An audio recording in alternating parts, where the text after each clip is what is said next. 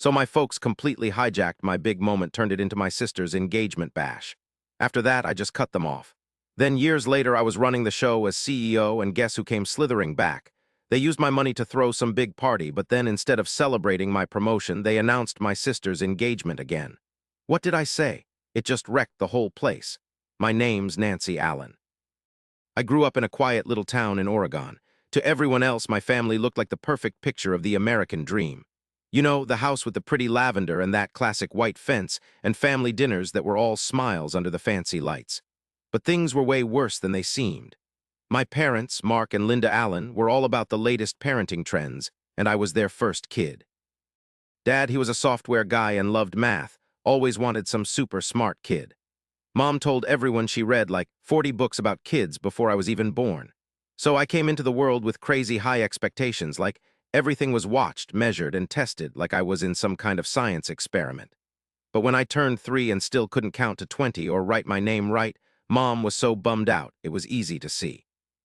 "Mark, I don't think she's learning as fast as we wanted," she said, sounding sad and a little worried. "We need to jump in, catch it early before it's too late." Dad just nodded slowly. Man, I still remember how he looked at me that day like I was some equation he couldn't solve, a wrong answer he just didn't care about. My little sister, Claire, came along when I was 4, and everything in our house went totally haywire. Mom was like a different person. Every single room was overflowing with these crazy educational toys, stuff for brain development, flashcards for emotions, all this high-tech learning gear you'd only see in some fancy school. I can still picture that afternoon perfectly.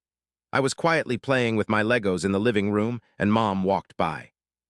She glanced at me and said, "Claire's only 7 months old and she's already doing 3-step commands. You just keep playing." Before Claire was 2, she had this fancy musical high chair, these expensive Swedish cloth books, and even a personal tutor. Me, I got pre-printed workbooks, a tiny pencil, and constant reminders that I wasn't trying hard enough. When I was 8, I came in 2nd place in the school art competition. I was so excited I practically ran home with my painting. Mom just looked at it and said, "Oh, yeah. Well, Claire read a whole story in English today." Dad didn't even say anything. He was too busy setting up some kind of logic puzzle for Claire. Downstairs, I learned real quick not to expect anything, no praise, no encouragement, nothing. I just slowly became invisible in my own family, always there, but never really there. Things finally blew up when I turned 12 that fall. My room was always upstairs, overlooking those little woods behind our house. Sunlight streamed in through the curtains every morning, and I just loved it. It was my sanctuary, you know, my own space. Then one night, Claire waltzed in while I was finishing homework and getting ready to hang up a new drawing. Mom announced I was moving. She said this room was bigger and she needed the space for Claire's study area. I thought she was kidding. "No way," I told her. "This is my room." Claire just shrugged and left. But the next day, everything was different. My stuff was crammed into that tiny room by the laundry. Claire's name was on the door of my old room, all decked out with fancy new school stuff and a pristine white desk. I went into my new room. It was so small, stuffy, and cold. The bed was pushed up against the wall and the desk, way too small for my books and lamp. I just stood there, hands balled up, silently crying. "Mom," I choked out, "why, that was my room. I've had it since I was a kid." She didn't even look at me. "You're older now, Nancy," she said. "You need to share. Claire needs it more. Don't make a fuss." I didn't say anything. I went in, closed the door, and sat on the edge of the bed. A little light peeked under the door from the hallway, and it looked so weird and dim. That's when it really hit me. I was the oldest, but it felt like I was completely invisible in my family. All the attention always went to Claire, my sister. By the time I was a senior in high school, she was queen of the world, this fancy private school, a brand new SUV and private tutors twice a week. Meanwhile, I was stuck at the public school, walking there every day and juggling everything by myself, school, clubs, the whole shebang. I never said anything. I was used to being in the shadows, you know? But then, bam, everything changed right there at the dinner table. My grandparents, Arthur and Helen, the only ones who ever really seemed to notice me, were visiting. We were all eating Mom's lasagna, and Claire was going on and on about her summer program at Stanford.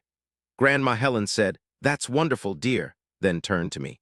"And what about you, Nancy? Any college plans?" I finally looked up, excited to share something for once. "I applied to Oregon and UC Davis," I blurted out. "And I got into Oregon's business program. I got a partial scholarship, and if I could just get a little more financial aid." I didn't even finish my sentence before Mom slammed her fork and knife down. It was loud, like a thunderclap. "Nancy," she said, her voice tight, Your father and I have talked it over, and we can't help you with any more college money this year. I just stared at her, speechless. Dad just jumped right in like he'd been waiting for his cue. We have to put Claire first, he said. She got into this amazing prep program at an Ivy League school. My stomach dropped. So all the college money they'd promised was for both of us was now just for Claire. Mom just sighed like it was the most obvious thing in the world. Claire actually has a chance to go somewhere, she said. Nancy, maybe you should start at the local community college or take some time to work. That wouldn't be so bad. Not bad. It took me a minute to realize they'd completely written me off. The room got quiet. The only sound was Grandma Helen's spoon tapping against her plate. Linda, she said, her voice quiet but strong, both of those girls are my granddaughters, and I'm not going to sit here and watch one get the short end of the stick. Mom just glared. Mom, this isn't. Yes, it is, Grandpa Arthur chimed in. It's absolutely our concern. That night, while I was clearing the dinner dishes, Grandma Helen came up to me and put her hand on my shoulder. You don't have to carry this weight anymore, she whispered. We're paying for your college, the whole thing. My eyes were already tearing up. But that's so much money, I protested. She smiled warmly. It's not too much when it's an investment in someone who actually puts in the effort. You don't need any special treatment to shine, Nancy. You've already done that all by yourself. That fall, I moved into the dorms at the University of Oregon. The day I left, Mom gave me a half-hearted hug and said, "Be careful with your money and don't expect anything from us." Claire never even glanced up from her phone when I walked out of the house. I remember walking down the front path with my bag, and it felt like I was stepping through a doorway into something totally different, a place without those judgmental looks and hurtful comparisons. College was a whole other ballgame. I wasn't that kid anymore, not the shadow of a so-called genius. Now I was Nancy Allen, a business major, smart, and with a real personality. My professors thought I was a sharp thinker. My friends would ask me for help with stuff. Every weekend, I'd call my grandparents and fill them in on what was happening. My parents, they didn't call, never checked in. You know what? I wasn't even bummed about it. I didn't need it anymore. I'd stopped trying to get approval from a place where it was never going to happen. What I had now was real worth, something that came from me. Starting my senior year, I felt a certainty I'd never known before. Those late nights in the library, the part-time job downtown at that little cafe where I learned how people made decisions, and the hours I spent online studying every investment model I could find, all of it set me apart. Dr. Elgin, who taught my finance class, told me I should apply for a competitive summer internship at Bradley and Lane Capital, a big investment firm in Seattle. I remember the first interview, a glass conference room, a gorgeous wooden table, and 3 managers sitting there, each one holding my resume. So one of these guys asks me, "Zen, what's the biggest deal when you're building an investment plan?" I told them it's not just the numbers, you gotta understand the human side of things too. They looked at each other, kinda nodded, and boom, I got the job offer. My whole life shifted that summer. After college, graduating with top marks and getting my research printed in a finance magazine, Bradley and Lane offered me a full-time gig as a junior analyst. I threw myself into it, learning everything risk analysis, pitching to investors, even how to read between the lines on those crazy market graphs. Then 3 years in, I was checking this super-rich client's investments, and I found something seriously wrong with a bunch of tech stocks we'd put a lot of money into. The numbers looked amazing compared to the rest of the market. Everyone else thought it was gonna explode. But my gut said otherwise. I spent 2 nights barely sleeping, poring over every single number, digging through all the extra reports until I found it. These companies were cooking the books, basically buying their own stuff to make it look like they were doing great. If we didn't pull out, we'd lose at least $32 million of our clients' money. I couldn't just keep quiet. So that Monday, I walked into the big boss meeting with a 42-page report and a whole risk model to back it up. No one said a word. When I was done talking, the CFO just sat there, speechless. Then he looked at the CEO and said, "She just saved the company." Within 3 days, they completely overhauled our investments based on my plan. 6 months later, we hadn't just avoided a huge disaster, we'd actually made an 4% profit, the best in 7 years. They made me the lead investment strategist. But that wasn't the end of my story. After work, I started building a system to measure risk based on how the market was acting. I looked at things like what people were thinking, what was trending on social media, and even what was going on politically around the world, the kind of stuff everyone else said you couldn't really measure. I called it Prism. At first, Prism was just my own thing, but then I correctly predicted how the price of 3 big groups of stocks would change before some huge events happened, and the big bosses finally noticed. A year later, They were using my system in everything they did. Bradley and Lane blew past two of our biggest competitors because of it. I'll never forget the day they called me into that fancy boardroom. Richard Langley, the CEO, smiled at me after everyone sat down. He said, "Nancy, we're creating a brand new job, Chief Strategic Investment Officer, and you're the only person who deserves it." It's crazy. 4 years ago, I was barely making ends meet, told to just get a job and figure things out later. That job, it was more than just a title. It meant everything. It was like solid proof, you know. Of everything I'd overcome, from being the invisible kid in my own house to sitting at the head of a huge company's boardroom. That night, though, no champagne, no big party. I went to my grandparents' place. Their house was just a simple red brick thing, but it was always warm. Grandma Helen was baking, and Grandpa Arthur was getting tea ready. I put the official letter on the table. They just smiled at each other.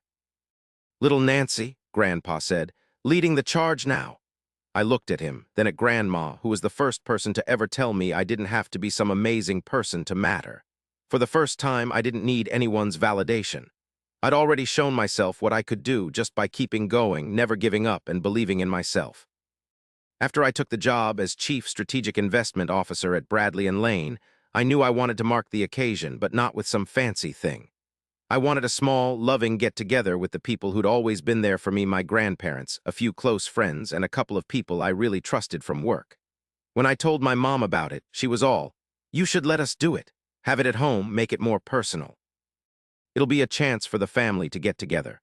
I hesitated, but then she said, "All you have to do is send the money for the food and decorations. I'll take care of the guest list and everything else." I was a little unsure, but I thought, after all this time, maybe this was our shot at a fresh start. So I sent her $3,500 and didn't ask any more questions.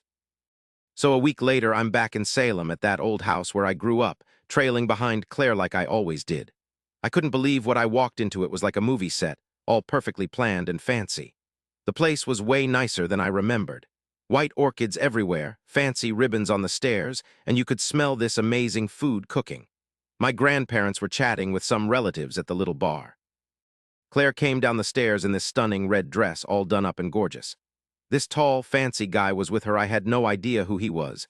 Everyone was all gathered, and just as I lifted my glass to say something, my mom stood up, beaming. "Everyone," she announced, "we're not just here to catch up, we're celebrating something really special. Claire and her boyfriend, Andrew, are engaged." The place exploded with cheers. I just froze. I looked at my mom, and she just glanced at me like I was some stranger they'd paid to be there. I started to step forward, and then my dad grabbed my wrist like he was ending a sentence, you know. "Don't ruin this," he hissed, his voice like ice. "Make a scene and you're cut off. No more contact, no inheritance, nothing." I pulled my hand away and took a deep breath. Part of me just wanted to leave, let them have their perfect little party. But another part of me, the part that'd been hiding in the shadows for way too long, wouldn't let me stay quiet. I went back to the middle of the room, held up my champagne, and said, "Hey, can I get everyone's attention for a sec?" Everyone looked at me, and Claire froze mid-stride. Mom frowned. "So this little get-together," I went on, talking pretty quietly but clearly, "was supposed to be a celebration of something huge in my life.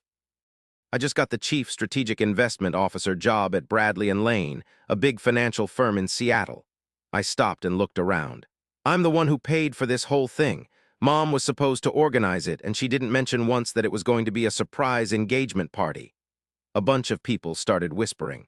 My grandparents looked totally shocked, just standing there. "I'm not against Claire getting engaged," I told her directly, "but what I won't do is stay quiet while my own family tries to steal my spotlight, just like they did when I was growing up." Andrew looked at Claire, totally confused. "You said this was just a family thing." Claire's face went bright red.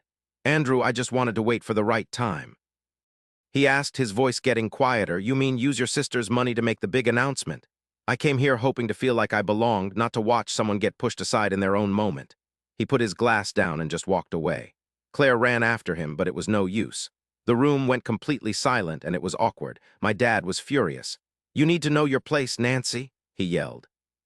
"This isn't," I cut him off, saying, "it's not a home anymore. It's a place built on who gets favored, not on family." I looked at my grandparents. They hadn't budged. Grandma Helen's eyes were shining, and Grandpa Arthur grabbed my hand as I went over to them. I didn't need the rest of that family to get it. I just walked out. Last time I snuck out, but this time I held my head up high. Andrew took off without a word, leaving Claire looking terrified and everyone else totally confused. She ran after him to the porch, but the car door slammed shut before she could say anything. The Merced's taillights disappeared into the trees, leaving the room eerily quiet after all the laughing. Claire came back, her tears quickly turning into anger. "You've always been jealous of me. You hate seeing me happy, so you ruin everything." She yelled. I just stood there, didn't say a word. For once, it wasn't the hurt that got to me. I was just so tired of hearing the same old accusations. "Claire," Grandma Helen said, real calm but firm, "you made your own choices. Don't blame your sister for the mess you're in." My mom rushed over, her face white with anger and shame. "Nancy, who do you think you are, humiliating your sister like that in front of everyone?" "I don't have to think," I said quietly. "I just told the truth, and I've kept quiet long enough."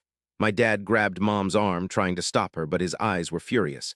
"If you walk out of here today," he said, icy cold, "you're cut off. Forget about any inheritance. Don't bother calling us anymore. As far as we're concerned, you're gone." I was about to say something when Grandpa Arthur, who hadn't said a word all night, chimed in. His voice echoed in the quiet like a bell. "David, if you're cutting Nancy off, then it's time we set the record straight." Grandma Helen was right beside him, holding his hand. My mom looked at them like she knew what was up. "We updated our will 3 months ago," she said softly. "The whole estate, the house, the savings, the stocks, it's all going to Nancy." My mom gasped, totally surprised. "What?" "We've seen enough," Grandpa Arthur said. "Enough to know who lives by their principles and who just wants to be spoiled." "Claire is my biological daughter," my mother practically yelled. "Why her?" "Because she's the only one in this family who's never asked for anything, complained, or used people to get ahead," Grandma Helen explained, her voice shaking a little, but her eyes were firm. "We don't reward playing favorites or lying." Claire just started bawling, her pride just totally gone. She bolted upstairs, her red dress a blur against the wall. My mom stood there, her lips quivering. My dad just turned away silently. My heart was racing as I grabbed my purse and looked at my grandparents. I never wanted this. I don't need the money." "We know," Grandpa Arthur said, smiling. "And that's why you specifically earned it more than anyone else." I glanced around the house. It used to feel like an open sore, but now it's like a place where the real deal could finally be shared. One by one, everyone got up from their chairs, avoiding my eyes like they were waking up from a nightmare. No one tried to stop me as I turned to walk out. I stepped outside, and the spring night air brushed my face, the smell of apple blossoms filling the air. It was coming from the backyard. The door shut behind me, but it didn't slam this time. That moment was the finish line after all those years of just getting by. On the walk to my grandparents' place, Grandma Helen reached out and held my hand, squeezing it gently. "You don't have to keep proving yourself, Nancy," she told me once. "Now you can just be." My eyes burned as I looked at her. I'd never felt so peaceful. It wasn't about money, you know. This wasn't because of some award. It was because for the first time, I chose myself over trying to get approval from people who never really saw me. 3 years have flown by since I walked out of my parents' house that night, carrying the truth, the pain, and the strength I never knew I had. I haven't looked back. I haven't even wanted to. During those 3 years, I poured myself into my job at Bradley and Lane. Before the sun even thought about coming up, every single morning and every quiet night up on the 19th floor, I was there. I was tweaking strategy, updating the Prism algorithm, keeping an eye on the market, and pushing my team to go further than we ever had before. When Richard Langley, the CEO at the time, said he was stepping down, nobody figured he'd pick me to take over. But honestly, it wasn't luck. It was the payoff for all the work, the nights I couldn't sleep, and the hard calls I'd made. I was only 30 when they made it official I was the new CEO of Bradley and Lane Capital, and that made me the youngest woman to ever hold that title in the company's history, which was over 60 years long. The announcement was in the main hall. Camera flashes were everywhere. The place was packed with shareholders. When I went up on stage, I wasn't trying to put on a show. I was there to show everyone a new generation, one that didn't need a silver spoon to make a difference. After it was over, I pulled out my phone and called my grandparents. "I did it," I blurted out, so excited. Grandpa Arthur started laughing on the other end, and Grandma Helen said something that's always going to stick with me. She said, "You've always been worthy, Nancy, always." Meanwhile, back in Salem, where I grew up, things were pretty much the same. Claire was now 27. She wasn't wearing her engagement ring anymore, and she didn't have a regular job. Andrew had walked out that night, and her life was just one letdown after another. She quit her fashion course because it was too much. I tried to be a YouTuber, but it just didn't click. Nobody seemed to get what I was doing. Eventually, I ended up back at my parents' place, bunking in the room she'd taken over. I haven't spoken to them since that whole mess. My grandparents say they've asked around about me, through mutual friends and stuff, but honestly, I don't care anymore. I get it now. Some relationships just aren't meant to go the distance, especially when they're built on lies and people only thinking of themselves. Every Sunday, I go to my grandparents' house for dinner. We always toast bread and look through old photo albums I thought were gone forever. Grandma Helen still tells me little stories about when I was a kid. Grandpa Arthur pretends he doesn't remember, so I have to tell him every detail. I asked them once if they regretted leaving everything to me. "We didn't leave it because of the money," Grandma said. "We left it to the one who understood what choices meant, the one who picked honesty over what was easy, who knew when to be quiet and when to speak up." I smiled because I knew the most important thing they'd given me wasn't their money, but faith. One spring afternoon, as I was leaving work after a big meeting, I saw someone waiting in the lobby. I did a double take, and it was Claire. She looked smaller and kind of nervous, but she still had that expensive coat and those perfect heels. "I'm not apologizing," Claire blurted out quickly, like putting up a wall. I just want to understand how you're doing so great without anyone helping you out." I stared at her, not really mad, not feeling sorry for her either. "Because I once had nothing, Claire, and that's when I figured out how to stand on my own 2 feet." "You've never had to do that." Claire gave me this long look. She didn't say anything and started walking away. "I don't think she'll ever change, but I know for sure I won't be the sister who always caved, took it, and kept quiet to avoid problems." I headed back to work, where my team was ready to work together and create something new. And that's when it hit me. No matter where life takes you, if you stay true to yourself, the whole ride is worth it. My story is about more than just beating the odds because of my parents. It shows the strength of never giving up and knowing your own worth. I was once ignored, shoved aside at my own event, but I chose to rise above it with truth and respect instead of anger. Now I don't need validation from the people who used to shut me down because I found a group of people who believe in me. Most importantly, I learned to believe in myself. Okay, so this is a crazy Reddit story, and it's all about family drama. You know how sometimes you just can't believe what people do? This was one of those times. It totally blew my mind. I was reading this thread and I just couldn't look away. It was gripping. I mean, the whole thing was nuts. The stuff that unfolded was absolutely unbelievable. I was hooked from the start. It was like a train wreck you know you shouldn't watch, but you just can't help yourself. I was completely absorbed just reading and reading. Seriously, it was insane. The whole family dynamic was so messed up. It left me speechless. I ended up spending hours reading the whole thing. I just had to know how it ended. It was wild, the stuff that came out. I felt so many different emotions while I was reading. It was a roller coaster. One minute I was angry, the next minute I was sad, and then shocked, the whole 9 yards. It was one of the most intense online experiences I've ever had. That's all I'm saying.